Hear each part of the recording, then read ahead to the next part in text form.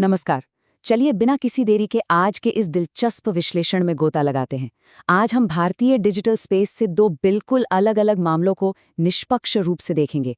हमारा मकसद ये समझना है कि आज के दौर में जिसे सच्चाई कहा जाता है और जिसे प्रोपेगेंडा या दुष्प्रचार का ठप्पा दिया जाता है, उसके बीच की खाई आखिर इतनी गहरी कैसे हो गई है। हम सिर्फ उपलब्ध जानकारी और अलग-अलग दावों के आधार पर इस पूरी तस्वीर को साफ करने की कोशिश करेंगे। इस पूरी चर्चा को हमने मुख्य रूप से 5 हिस्सों में बांटा है। शुरुआत करेंगे मीडिया में सच की बहस से, फिर इतिहास और आस्था पर उठने वाले सवालों को देखेंगे, उसके बाद क्रिएटर्स पर लगने वाले पक्षपात के आरोपों पर बात होगी, फिर फेक न्यूज़ का पर्दाफाश करेंगे और अंत में समझेंगे कि इस काल्पनिक वास्तविकता के बीच कैसे रास्ता निकाला जाए। तो चलिए अपने पहले भाग से शुरुआत करते हैं, मीडिया में सच की बहस। आज के इस डिजिटल युग में हम सब कहीं न कहीं एक अजीब सी कश्मकश में फंसे हैं। हमारे सामने लगातार ये दावे थोपे जा रहे हैं कि असलियत आखिर है क्या। सोचिए, एक तरफ तो हमारी प्राचीन कथाओं और महाकाव्यों की सच्चाई पर तीखी बहस चल रही है, और दूसरी तरफ आज रात जो न्यूज़ ब्रॉडकास्ट आने वाला है, उसकी प्रामाणिकता पर भी गहरे सवाल हैं। हर कोई बस इसी उलझन में है कि आखिर सच है तो है क्या। यहीं से हम आते हैं अपने दूसरे भाग पर, जो सीधे तौर पर इतिहास और आस्था से जुड़ा है। यहाँ सबसे दिलचस्प बात जो हमारे पहले स्रोत से निकलकर आती है, वो ये है कि महर्षि वाल्मीकि की रामायण कोई मिथक या मनगढ़ंत कहानी नहीं है, बल्कि भारतीय परंपरा में इसे एकदम सटीक ऐतिहासिक सत्य माना जाता है। देखिए, इतिहास शब्द का अपने आप में अर्थ ही होता है जो वास्तव में हुआ हो। तर्क ये दिया जाता है कि हजारों साल बाद भी रामायण में बताई गई भौगोलिक लोकेशंस आज भी एकदम सटीक मिलती हैं। तो फिर ये महज एक कहानी कैसे हो सकती है? और इस पूरी बहस की जड़ भी यही है। क्रिएटर ध्रुव राठी का ये तर्क है कि अगर भारत और श्रीलंका के बीच राम सेतु मौजूद है तो इसका मतलब ये नहीं हो जाता कि पूरी की पूरी कहानी सच है।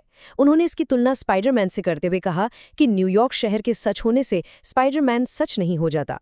लेकिन वहीं दूसरी तरफ इस टिप्पणी पर जबरदस्त आपत्ति जताई गई है। भगवान राम की तुलना किसी कॉमिक बुक के किरदार से करना, इसे सीधे तौर पर आस्था का अपमान और इतिहास को नकारना माना जा रहा है। इसी तरह जब क्रिएटर इस बात पर शक जताते हैं कि भगवान हनुमान आखिर कैसे भौतिक रूप से एक पूरा का पूरा पहाड़ उठा सकते हैं, तो स्रोत इसका कड़ा विरोध करता है। उनका तर्क है कि ये शक इसलिए पैदा होता है क्योंकि लोग हनुमान चालीसा को ठीक से पढ़ते या समझते नहीं हैं। हनुमान चालीसा में बहुत ही स्पष्ट रूप से अष्टसिद्धि जैसी दिव्य शक्तियों का जिक्र है, जिसमें लघिमा नाम की शक्ति भी शामिल है। इसका मतलब है अपने शरीर को असीम रूप से हल्का या भारी कर लेने की क्षमता।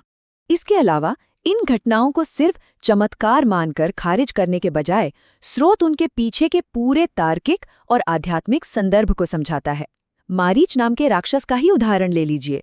बताया गया है कि कैसे वो पहले ऋषियों के यज्ञ में विघ्न डालता था, फिर भगवान राम के तीर से मीलों दूर गिरने के बाद उसका हृदय परिवर्तन हुआ, और अंत में जब रावण ने उसे सोने का हिरण बनने पर मजबूर किया तो मारीच ने जानबूझकर रावण के बजाय भगवान राम के हाथों मरना चुना ताकि उसे मोक्ष मिल सके। मतलब हर घटना के पीछे एक पूरी श्रृंखला है, ये सिर्फ हवा में हुई बातें नहीं हैं। नास्तिकता और ईश्वर को नकारने वाले दावों का जवाब देने के लिए टिप्पणीकार इस अनंत ब्रह्मांड की ओर इशारा करते हैं। उनका कहना है कि अरबों आकाशगंगाओं और ग्रहों से बने इस अकल्पनीय रूप से विशाल ब्रह्मांड का कोई न कोई रचयिता तो जरूर होगा।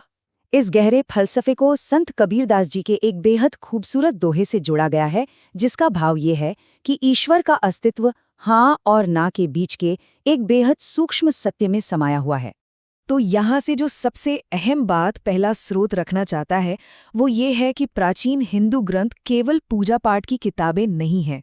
दावा ये है कि इन ग्रंथों में ब्रह्मांड के सारे वैज्ञानिक रहस्य पहले से ही मौजूद हैं, बल्कि आज का जो आधुनिक विज्ञान है वो उस विशाल वैदिक ज्ञान का एक बहुत ही छोटा सा हिस्सा मात्र है।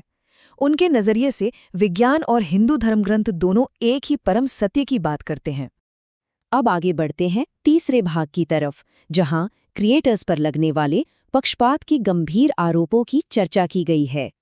ऐतिहासिक खानपान को लेकर दोनों पक्षों में एकदम सीधी टक्कर है।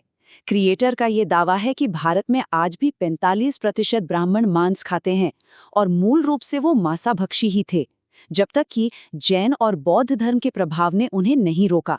इसके जवाब में जो पलटवार किया गया है वो काफी आक्रामक है। विथ थाईलैंड के 80% मांस खाने वाले बौद्धों का उदाहरण देकर पूछते हैं कि तो क्या इसका मतलब ये हुआ कि बौद्ध धर्म के लोग भी मूल रूप से मांसाभक्षी थे? क्या किसी ने बुद्ध को शाकाहारी बनाया?